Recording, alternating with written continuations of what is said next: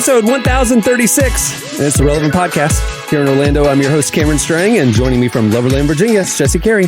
Hello, hello. From Nashville, Tennessee, artist, producer, mogul, Derek Miner. What up? And from just down the road there in Nashville, sitting in for Jamie Ivey, our very own downtown Emily Brown. Hey, y'all. Well, okay, so we have a great show in store for you. Levi and Jennie Lusko join us. We love them. We have slices of the show. We have a great game at the end of the show. It's Epic Battle, but it's the Oscars edition of Epic Battle because if you're listening to this on the day the show comes out, Tuesday, this is the day all the Oscar nominees are announced. So we're doing an Oscar-themed game. We are in the throes of award show season right now. This is so... Yeah, and I used to get more excited about award shows. It seemed like a big shared experience, big cultural event. You go on Twitter, it's a lot of fun. Yeah, we would live tweet it. We would do funny jokes throughout it. Yeah, we used to have the Oscars.biz, like our own send up. It just feels like the wind has sort of been taken out of those sails. Like, does anybody care anymore about the award shows? Dude, the Critics' Choice Awards were on the CW and had the lowest ratings of any award show in history. It was like in the afternoon. So like 900,000 people tuned in. I didn't even know that was a show. There's a show called the Critics' Choice Awards? Yeah, it's like the very first one before then the Golden Globes, before then the Oscars. Okay. It's the thing that starts the season. Hey, you down bad if you're on the CW, as the award show. You down bad. Dude, one of the people who won was like, who's watching this? On the show said, who's watching this? Literally, he or she did not. He said we're on the Seth Rogen. We're on the one network that has 0 Critics' Choice nominations. Why is this show even existing? He roasted the whole show on the show. Hey, I give it to him. At least they're trying. I love Seth Rogen. But my thing is MTV still in the game? Because the VMAs in the movie awards used to be kind of fun.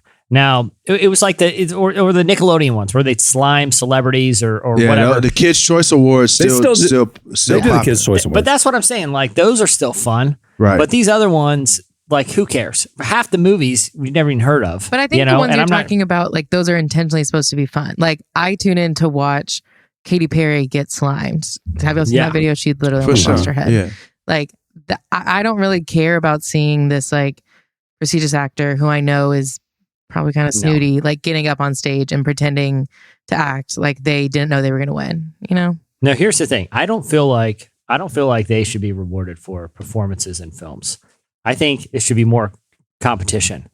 Throw up, let's say you have 3 actors or actresses or whatever. They're in a really good movie.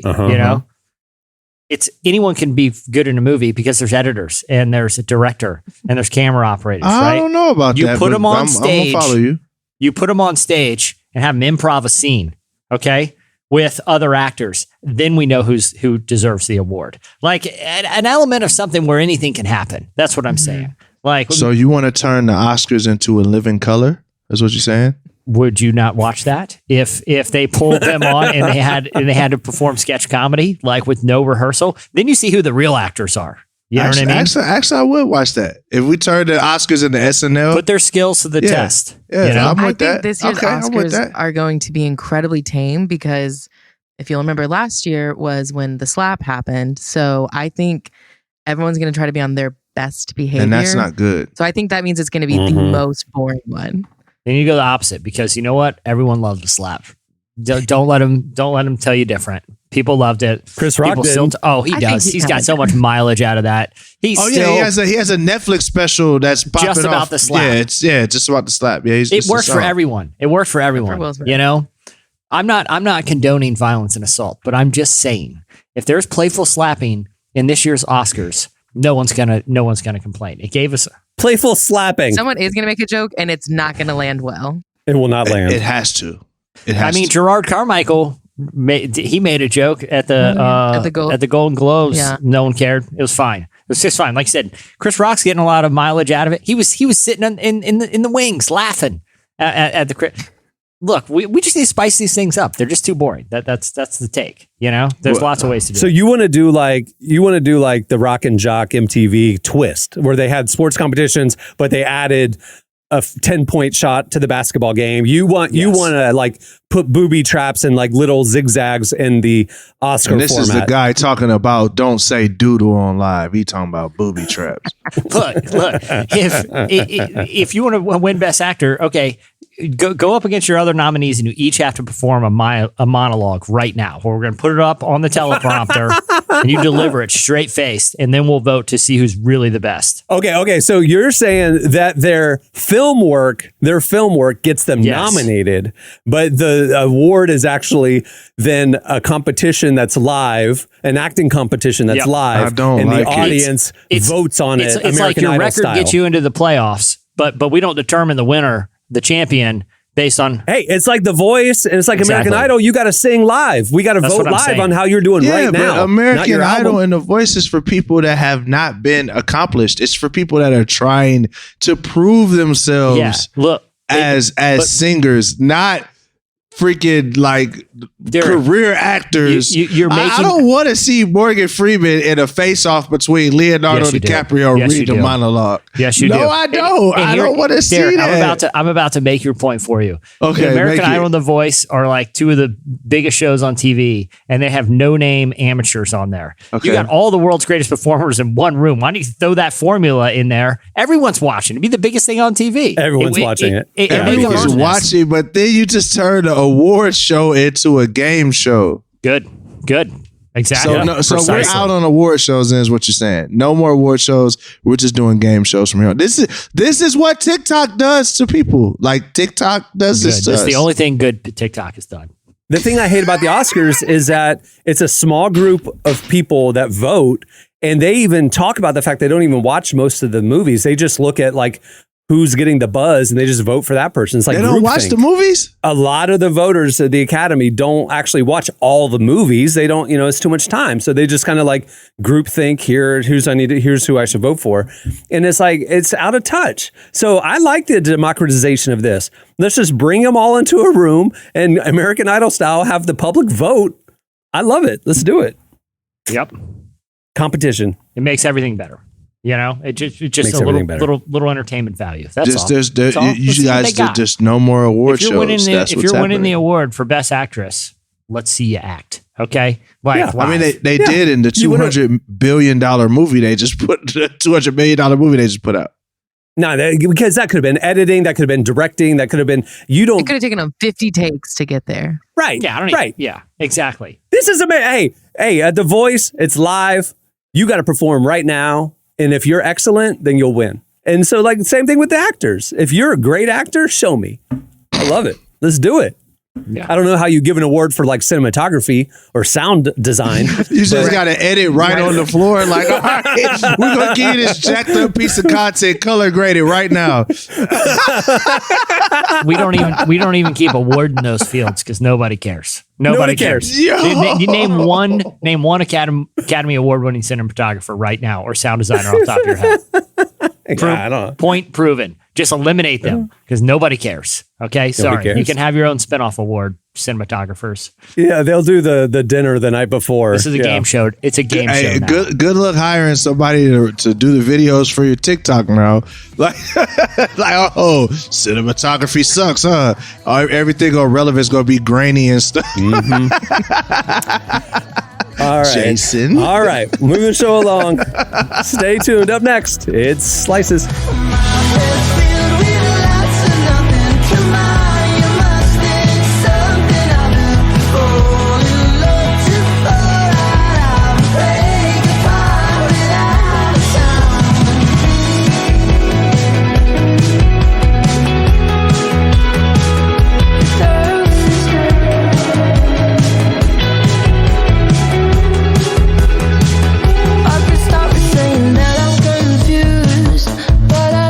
Listening to Spacey Jane and Benet. The song is Lots of Nothing.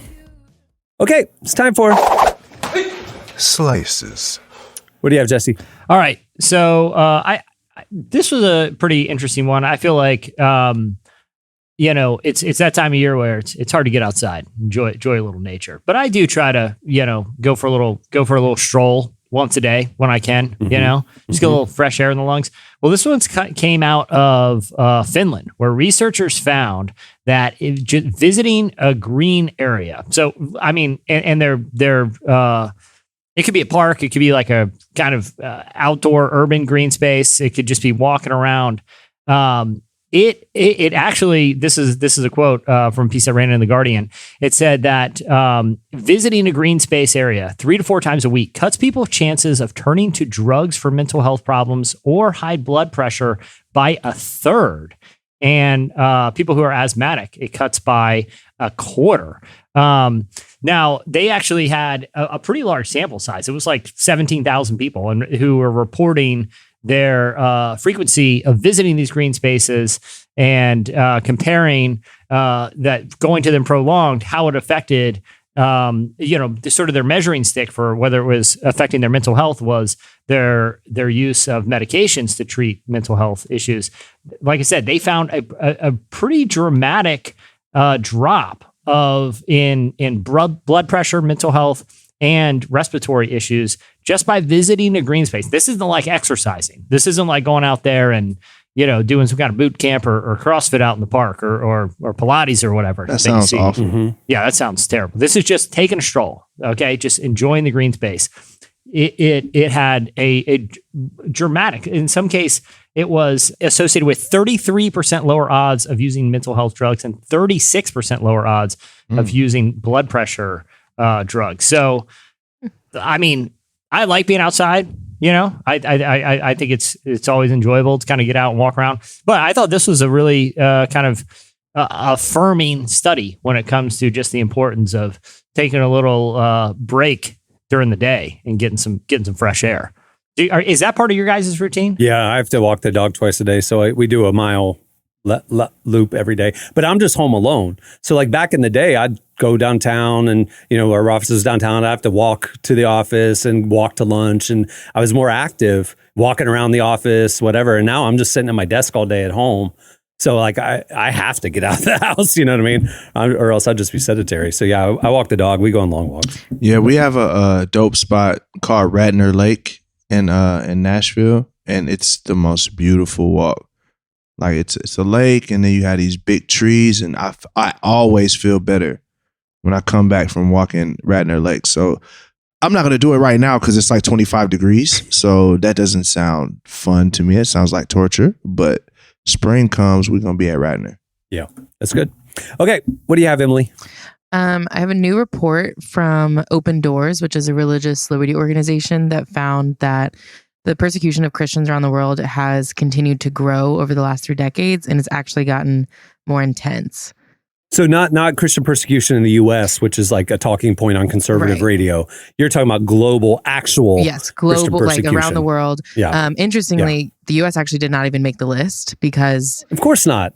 Because they're not persecuted. Because the U.S. is the richest country in the world. And so the... top. So this is I was gonna say this is real persecution, not like somebody getting asked to change a shirt at a mall somewhere one time. It's like, that sounds bad, but is that like the one thing? Is that the one thing we're worried about? That one guy, that one shirt, that one mall, Which is, if the listeners aren't aware, that actually did happen recently. A man at a mall was wearing a religious shirt and he was asked to change, and everyone said that Christians are being persecuted. And this report is a really good reminder that persecution is not a word we should just throw around easily. Mm-hmm. It has a very specific meaning, and it is not happening in the U.S. I don't know how many times we can say that, but the top countries are North Korea, Somalia, Yemen, Eritrea, Libya, Nigeria, Pakistan, Iran, Afghanistan, and Sudan. So a lot of these countries, there has just been like an increasing attack on specifically Christians, not just kind of religion in general, but specifically Christianity. So next time someone says that they don't like your shirt at the mall, please don't cry persecution. Just say, okay, and just walk away. What did the shirt have on it? That's crazy, though. It said Jesus saves on the front, and on the back it said Jesus is the only way. And it had, like that little phrase that says coexist with like all the different religions. That was like crossed out. Yeah. So, okay, there's a little context to this. Yeah, so, I need context. That still doesn't make sense. It was a Mall of America, and it was this like young black guy who's, outspoken about his faith. The shirt was neon green. Okay. So it was like meant to like be a statement, right? Uh-huh. So apparently, and so mall security came up to him because people had been complaining about his shirt, that it was offensive. And it was like religious proselytization at the mall. Was it the proselytization or was it like a line through other kind of sacred symbols of other religions? Or was it that the shirt was neon green? Right. So mall security comes up to him because of other people complaining and says, "Hey, buddy, you got to change your shirt or leave the mall," that kind of a thing. And so he's like, they're complaining that you're preaching or whatever. And he's like, "I haven't spoken a word to anybody. I haven't done anything wrong. I'm just wearing a shirt." So that got viral. The context is that apparently this same guy shows up at the mall pretty frequently and preaches. And so he's already had it in with those guys because he actually does preach inside the mall. And so this time he wasn't, but people were still complaining about his obnoxious shirt and stuff like that, thinking that he's gonna preach. And they tried to kick him out. And so anyway, the interaction got picked up on TikTok. Somebody filmed the security guard kicking him out of the mall, and we published it. I mean, people ran with it that like Christians are getting persecuted in Minnesota, but apparently this guy's a rabble rouser on purpose. And also not being persecuted. So not being persecuted. Yeah, persecution is kind of like you're just minding your business, and people try to kill you. Because you love Jesus. It's not wearing a little bit different. Yeah, it's not wearing a neon green shirt. And anyway. Emily, where are the hot spots in this report? Like, where's Christian persecution the highest right now? So a lot of it is in like sub-Saharan Africa. That's grown a lot over the last few years. Specifically like a Muslim Christian war kind of thing, like Islamic extremists. So like Sudan, Nigeria, those like they had been lower on the list, but they've grown a lot within the last few years just because they're experiencing more. North Korea is typically number one. Last year, Afghanistan was number one, but North Korea got the title again. So North Korea. So it's saying there are Christians in North Korea and that they're being persecuted. I didn't even know there were any Christians there. Yeah. It's interesting. Yeah. There's been kind of clandestine missionary work in North Korea for there's a great organization. It's run by a woman who's been in the magazine. I think she's on the podcast back in the day, Hannah Song. I believe it's Freedom in North Korea. That's right. That has worked on a lot of human rights issues, but including religious persecution in the country. That, if you're looking for more information about North Korea in particular, it's there. She's great to check out. Well, South Korea has like a really big Christian population as well. So it makes sense that they're probably doing something to help North Korea. So the world's largest church is in South Korea, in Seoul. Yep. Okay, cool. What do you have, Derek? How many of y'all have updated your iPhones? I'm assuming we don't have any Android users here because we are people of taste on this. I'm not going to ruin the group chat like that. Okay, awesome. So Blue Bubble all the way. All of you have updated your iPhone? Yeah. Have you noticed when you listen to music too loud, you get like an alert?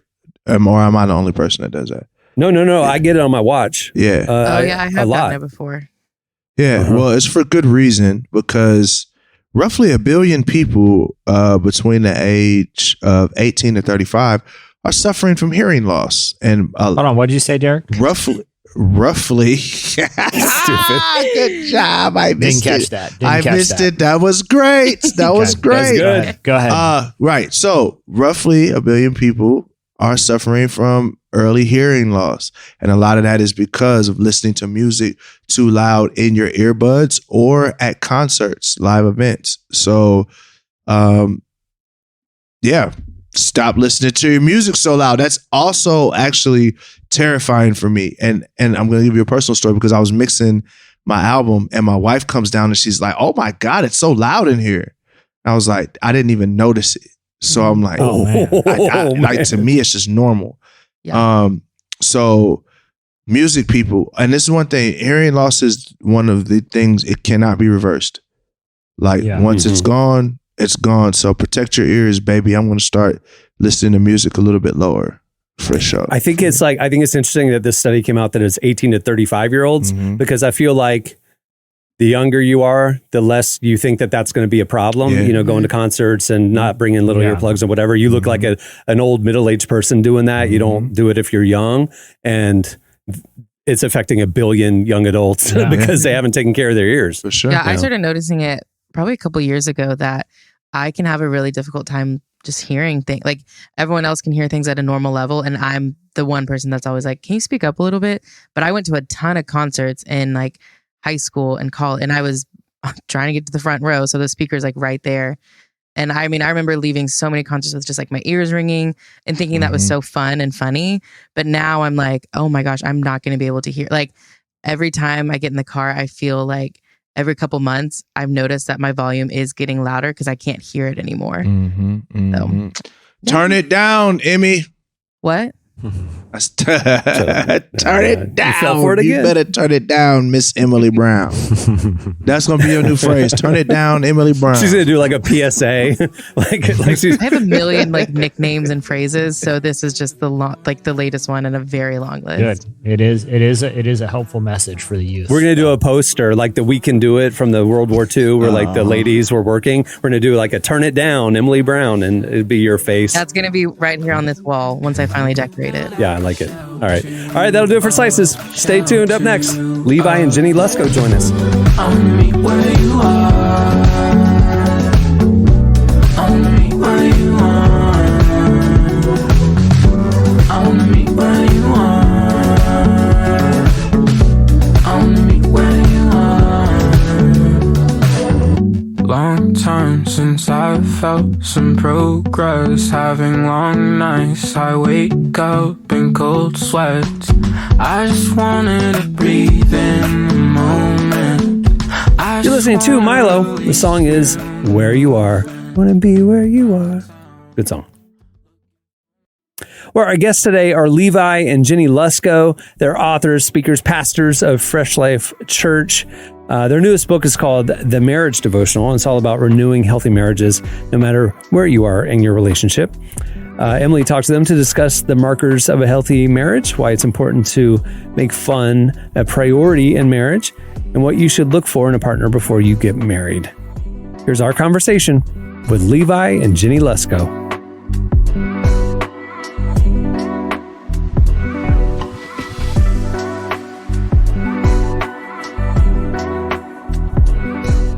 What made you guys want to write this book in the first place?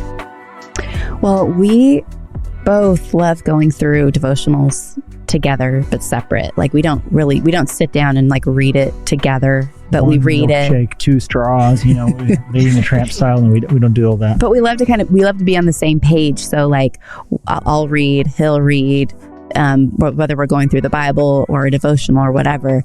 And it's just been a strength in our relationship and our marriage. And so, and then, we wanted to write something that we would want to do. We had done a bunch of different devotionals, and then we tried one that was a marriage devotional, and it was pretty thin. The Bible stuff there was not as much in the Bible, which is fine, but we just were like, and I think we both just kind of had this light bulb moment of the devotional we're looking for doesn't exist. And whenever that's happened in the past, like after our daughter went to heaven, I was looking for a grief book that I had in my mind, and I couldn't find it. So I kind of realized I was going to write it. And that was this book too. We wanted to give a low barrier devotional that couples could read. It's accessible. The stuff's on the bottom shelf. You don't have to have a PhD in anything to read it. And that would be real world. And as the authors, we didn't pretend like we have some perfect marriage.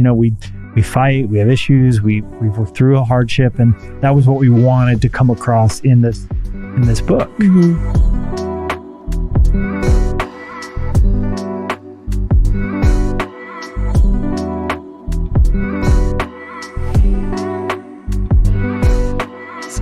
I know the book is primarily about marriage, but we definitely have a lot of people in our audience who are not married. So what advice would you give someone who is maybe dating and ready to take that next step, but like they're not sure, like what that kind of season, what advice would you give someone to make sure that they're setting themselves up for a good marriage? So good. I guess think about the marriage vows. every time I do a wedding, I like them old school. Whenever couples are like, I want to make my own vows, I'm like, that's fine. Just make sure there's something intense in it. I'm a peanut butter to your jelly. I love chocolate Oreos. Like, you want some, like I like to say, the marriage vows need to be like snow tires. They're better if they have metal studs. Come on. The reason the old marriage vows are so good is because it ends with till death do us part. First of all, it's ironclad. Then there's also better and worse, richer, poorer, sickness, health. Right? To love and to cherish. So ask yourself, when I look at this person, is this a person that's going to be a better person or good in a worse situation? Is this a sickness person or a health only person? Is this you get the idea. The point is, a lot of people are dating and marrying only someone who's going to be amazing to be in financial prosperity or health or the summer of life. But what we know of the reality of life on this planet is there is lots of winter and there is lots of worse and sickness. And so you just have to ask yourself the question, like, would this person be fit for the fight? Are they going to be good in a battle? Are they going to be God forbid one of you ends up in a wheelchair? Some of our best friends that we love being around, they're older and he has dementia, and to watch how loving and serving she is with her husband, where she has to keep reminding him of who she is to him, where you will literally have a conversation with him and 10 times he'll ask you the same question, but she just loves him. You just see the love for him, and so God forbid this hot person who's got biceps and, she's, oh man, all the full deal, the full package of total 10. It's like, yeah, but what if one of you's in a wheelchair, or, how will she or he be to stand in a cemetery with? And, we've found our loves only deepen for each other, picking out a casket for one of our kids, and I think that should be the litmus test you apply to any potential candidate, right? Yes. So often we can go into dating and we're just like, oh, he's awesome in this way, and this is a little bit sketchy, but it's fine. And you're just kind of, your eyes are a little bit closed and you just kind of see things. But I think the goal in dating is to keep your eyes wide open and to keep those people in your life who are going to tell you the truth, and that you will like say, hey, when I start saying crazy stuff, you got to tell me that this is not okay, or this and this and this. Like keeping those people with eyes on your life, and speaking into your life, where you are seeing all of the things. Because once you get married, those things aren't going to go away. They might even become more. And just be aware that physical intimacy only clouds your objectivity. So the earlier on you're those sorts of things are happening, the more and more you're going to have your actual vision dimmed of what's really in front of you, because those things turned on are meant to sort of blind you to each other's faults.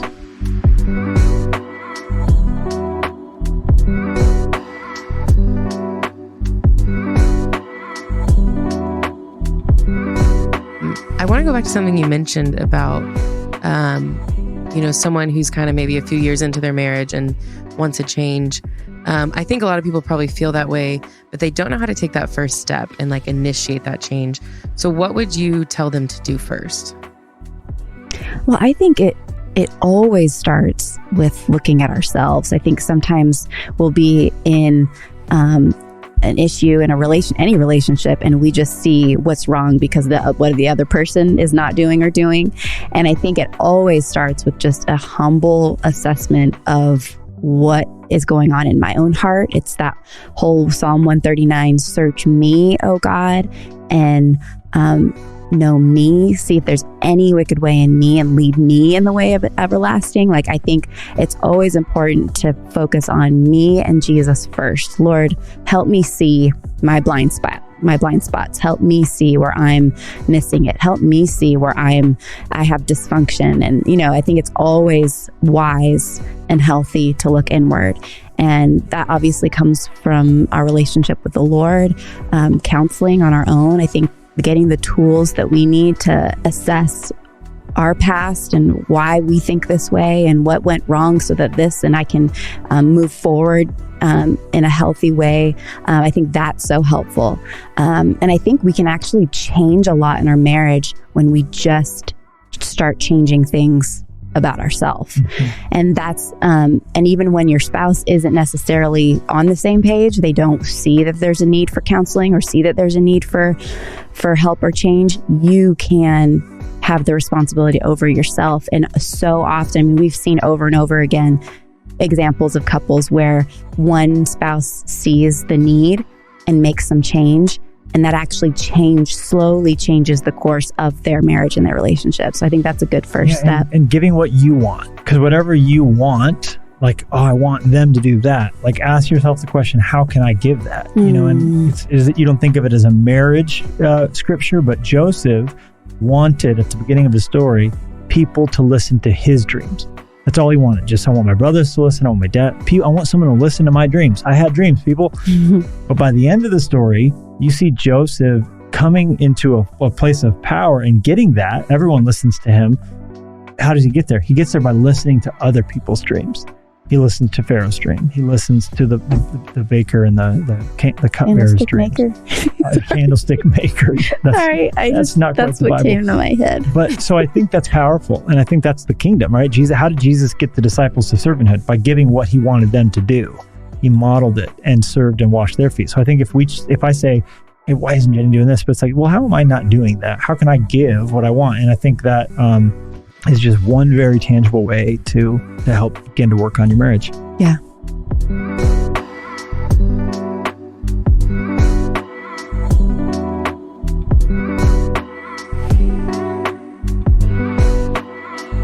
That was the Luskos. Make sure to check out their new book, The Marriage Devotional. Stay tuned. Up next is Epic Battle, Oscars edition.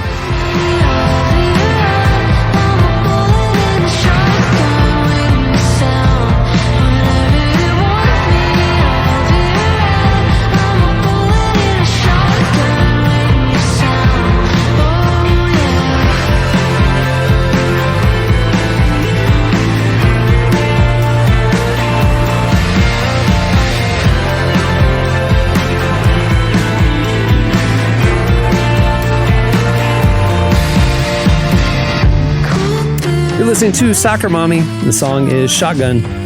Did you guys see the Soccer Mommy Tiny Desk concert? Just came out this week. No disrespect, I like Soccer Mommy, but not all artists should go and take away the production and do it live. You know what I'm saying? Yeah. Soccer Mommy. Not exactly an essential watch for the Tiny Desk series.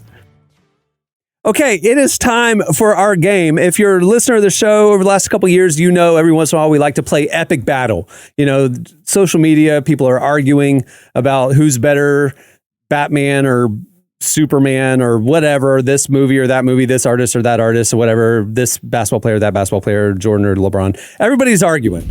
And so Epic Battle is our chance to bring it all together, and we're going to settle it once and for all.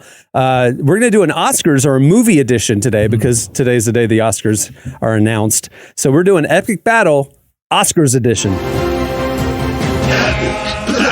Oscars edition. Okay, so we are going to welcome to the show our editor, Jason Talley. Hey, Jason. Hey, y'all. So we are going to... That sounded like Emily.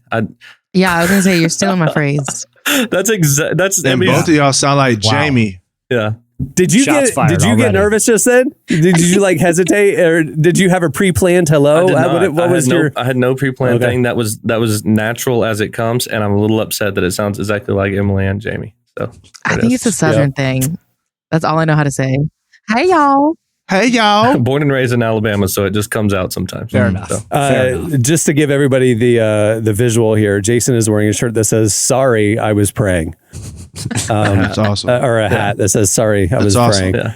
Which is a perfect hat, like if you're late to stuff. It's amazing. Or if you get pulled over by the police. And I don't know if that's going to work. Jesse. Mm-hmm. I don't think I try to be on time, but I could be 15 minutes late and walk in with this hat. I dare somebody to say something. One of my friends got pulled over by a cop, and she like intentionally pulled her Bible out, and like when she was looking for her insurance, she was like, "Oh, sorry, can you hold this?" and like handed the officer her Bible, and did he went. Work? It did work. She was like, he said, "You know what? I'll just give you a warning."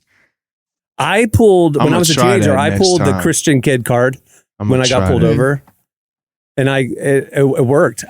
Okay. not to derail.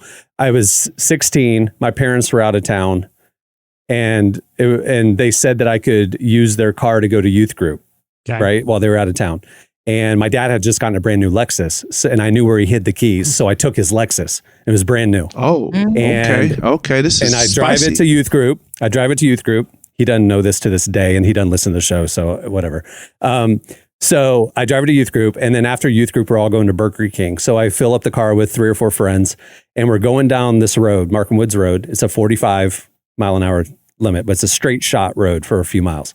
And I noticed that the speedometer goes to 180 on this new Lexus. No. And I'm 16. Cameron. And I'm like, let's see what it can do. Floor it. Okay.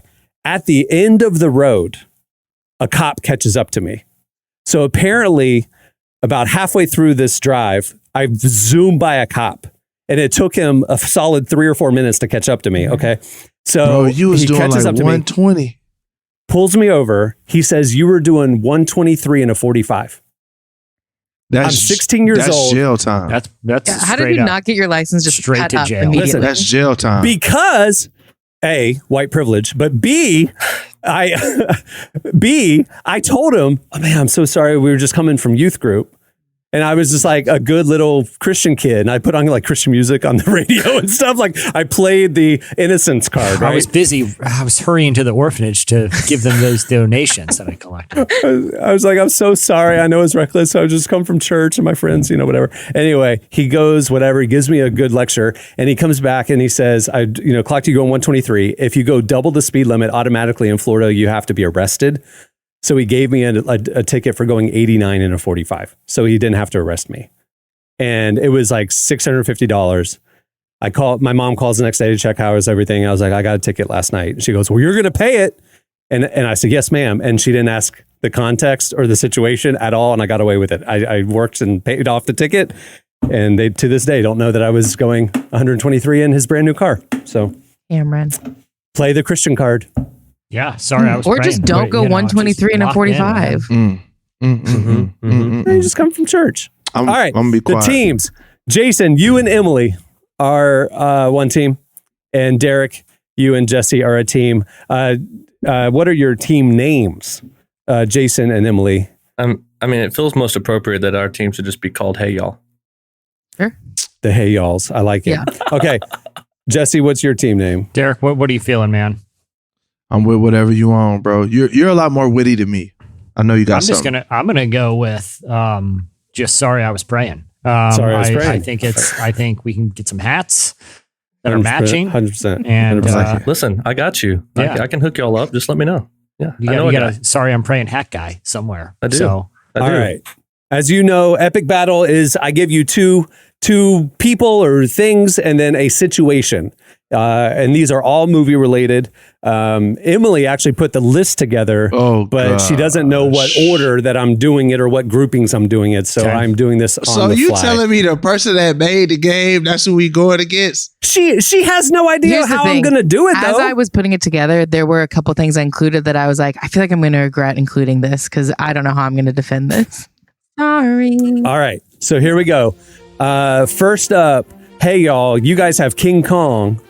And sorry, I was praying. You guys have the Dune sandworm, that terrifying sandworm from Dune. Mm-hmm. The situation is surviving a space crash a la the movie Gravity. So who would be better at surviving a space crash like Gravity, either King Kong or the Dune sandworm? Hey, y'all, you're up first. Tell us why King Kong would win that epic battle. Okay, I'll start. So yes, King Kong, first of all, doesn't have to have sand to survive. Okay, so in Gravity, I think the crash that I'm thinking of anyway, they landed in water. And so King Kong's just going to stand up and he's just going to, walk out of there, like handle his business, do whatever he needs to do. The worm, on the other hand, is going to struggle, probably going to drown, like can't get above the water line. That seems to make perfect sense to me. All right, sorry, I was praying. What's your rebuttal? Why would the Dune sandworm survive better in a space crash a la Gravity? To me, this one is easy, Derek, and feel free to jump in. Mm-hmm. But I feel like when I think of sci-fi action movies, there's two kinds. There are nerdy space movies, and then there's sweet monster movies. Okay, it's just a hard and fast rule. I never even seen Dune because it falls in the nerdy space movie category. You guys, my feelings about that are well established. Okay. Okay. Let me describe this worm. It is the size of a 747. Think Tremors. It lives under the ground, and it comes up with all these teeth, and it like consumes people from the surface, and then it goes back underneath the ground. But my point is this. Dune took place on some nerdy space planet, right? Like, it's fine. It's like that's the worm is used to space stuff, okay? You don't mix space stuff with non-space stuff. King Kong is a terrestrial monster who lives on Skull Island. He's just a big ape, okay? There's no way he's faring well. Who knows what space worm encounters day to day out there in nerdy space world? He's probably seen, this is the least of his worries. Like a spaceship crash. I see this every day. Okay. I live on a planet, isn't it like a mining planet or something? This is, they deal with this kind of stuff every day. King Kong doesn't even know the concept of space. Okay. He doesn't know the concept of gravity. He would have a panic attack just proposing the scenario if you could figure out a way to communicate with him in sign language or however he communicates. Okay. This one, Space Worm, like I said, he deals with this kind of stuff every day. Every day. Yeah. You know? Space worm acclimates to space crash. I don't even need to say anything else. Go ahead, Emily. Try it out. Emily, do you have any final rebuttal? Yeah, I do want to talk about the intelligence level of King Kong versus a worm.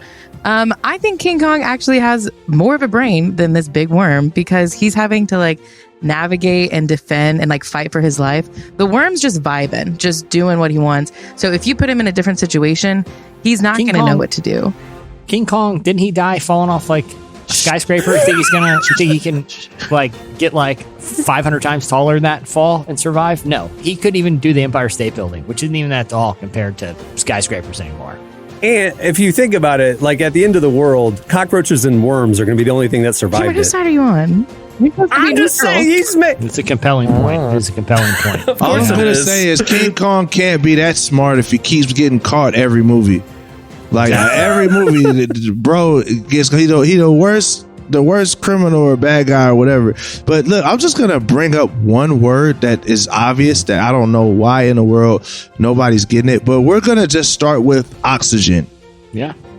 I mean, the space worm lives in outer space.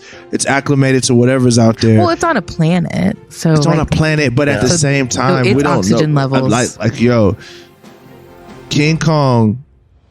Oxygen, he's gonna suffocate before he even drowns. King Kong could find. They don't make spacesuits that big. It's just listen. You could find worms. We don't even. No one even knows if worms breathe. No one knows. No one's ever even looked into it. We're just assuming they'd be fine in space. No one's ever looked into it. And there has to be some dirt somewhere if there's water. So he's gonna find dirt. Yeah. All right. Okay. So I'm gonna go with. I'm going with. Sorry, I was praying. I think the case that space worm would survive a space crash is the compelling one. Is obvious. Yeah. All right. Okay. Next one up. Hey y'all, you have the Navi species from Avatar.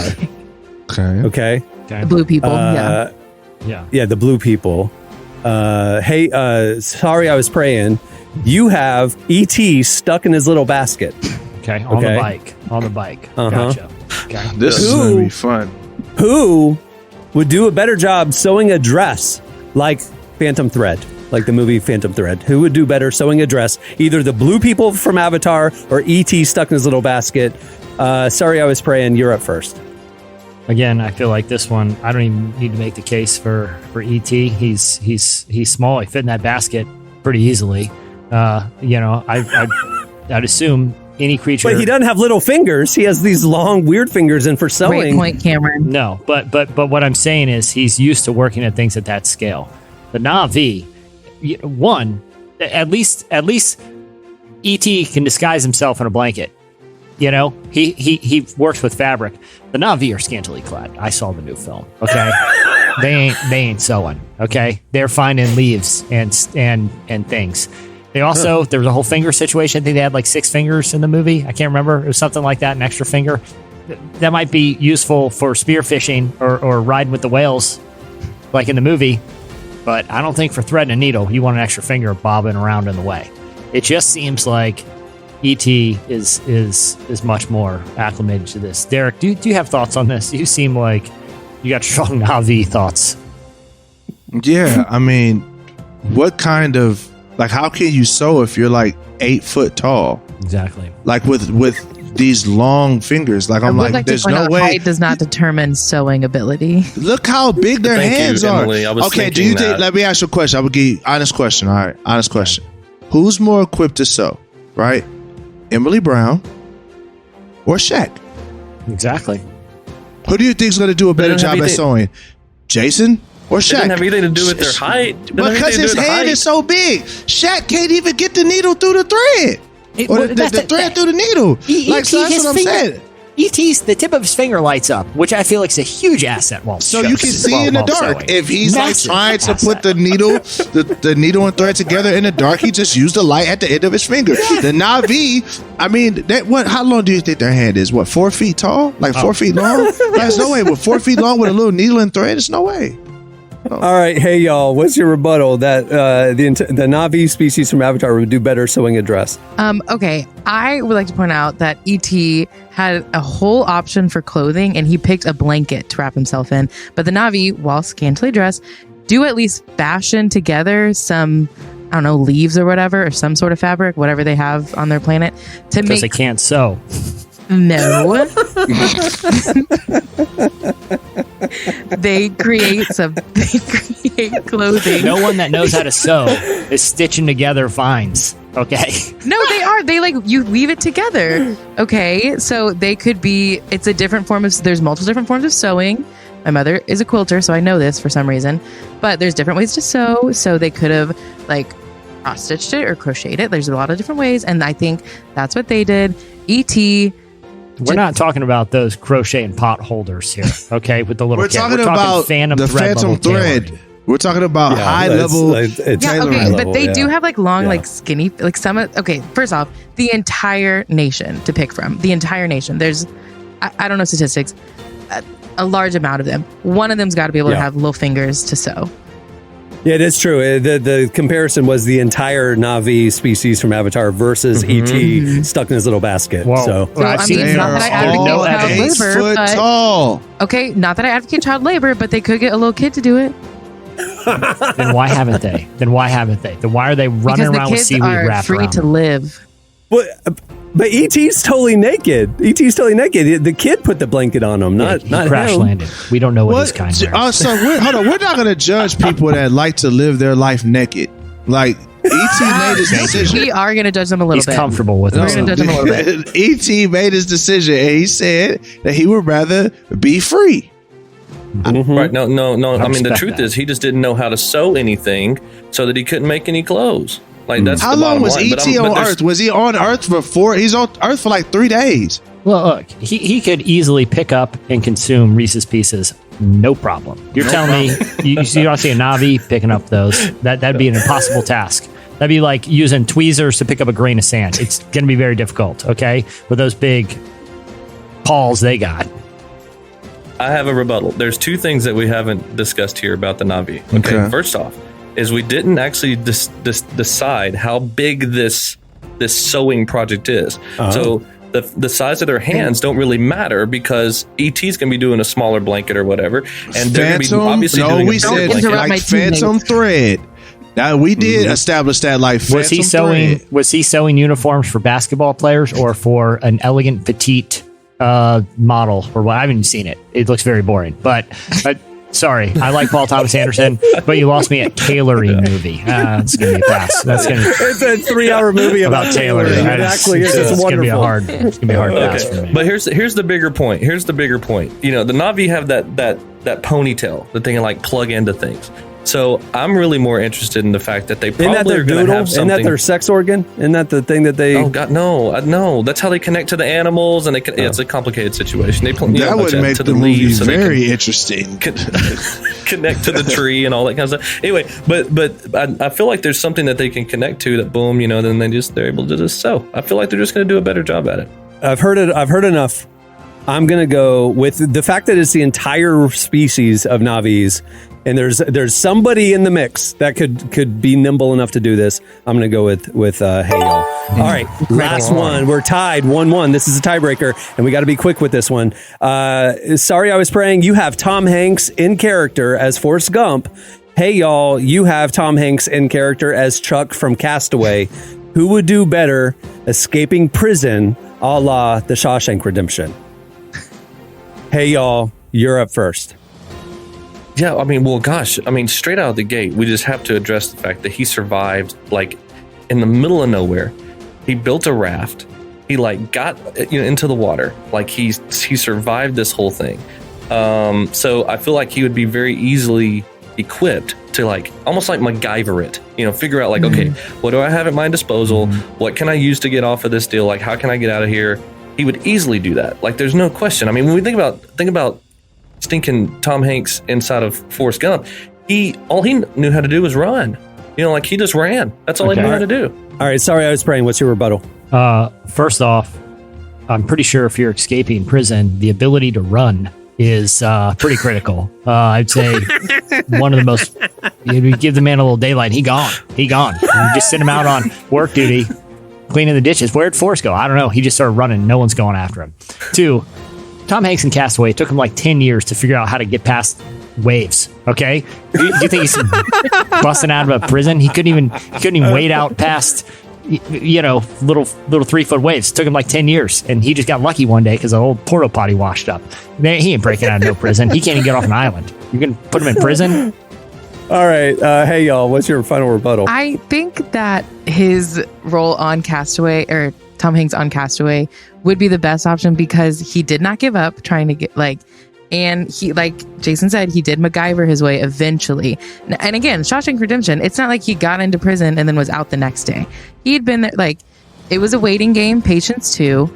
I don't know if and like you said, Forrest can run, but that is the final part of it. He's got to get through all of this first. Got to get out of there. And most of Forrest Gump is just things happening to work out for him. Here's the thing. Exactly, which goes into my point. Things just happening and working in his favor. Forrest Gump is the luckiest character, period. The dude's so lucky that they started a fake shrimping business, and it's in freaking New York City right now. Times Square. Gump Shrimping Co. So the guy is that lucky that there's no way. You need a little luck to break out of prison. There's no way that Forrest Gump was not going to get out, because everything freaking worked for Forrest Gump. It never didn't work. It is about mindset. I'm about to walk this thing off, okay? Walk it off. He would... Castaway, Tom Hanks wouldn't even try to break out of prison because he would just, paint a beach ball and talk to it or befriend a pigeon. He would make the best of it. He would befriend a pigeon, just like that one guy. He befriended a volleyball. You don't think he's going to befriend the prison yard pigeon, and he's going to live a happy, content life? What happened when that guy got sprung? Guess what? His life went downhill. He just wanted to live back there, push a little library card around, and hang out with the pigeon. We all know how that worked out from him when he got out. He didn't want to leave, okay? All right. Sorry, I was praying. You win it. I agree. That was a good Tom one. Hanks for Forrest Gump. Win it. All right. So sorry, I was praying. 2-1 wins epic battle. All right. Well, before we wrap things up, I want to thank Levi and Jennie Lusko for joining us today. Make sure to order the Marriage Devotional now.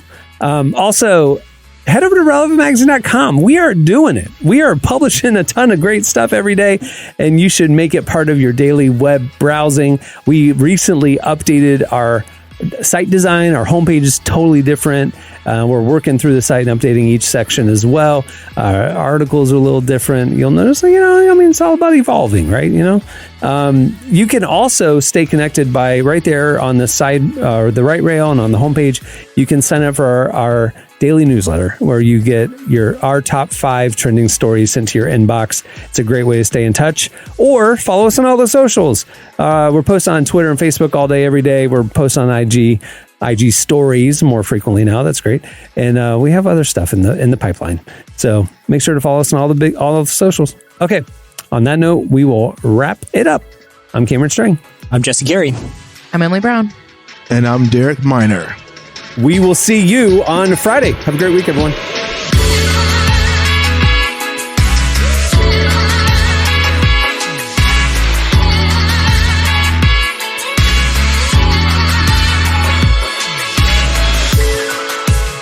for listening to the Relevant Podcast. Check out our features, interviews, and news updates every day at relevantmagazine.com. And make sure to follow Relevant on Facebook, Twitter, and Instagram for the latest. For more great podcasts, browse the shows on the Relevant Podcast Network, which you can find at our site. And while you're there, don't miss the all-new era of Relevant Magazine. A new issue releases every other month at relevantmagazine.com.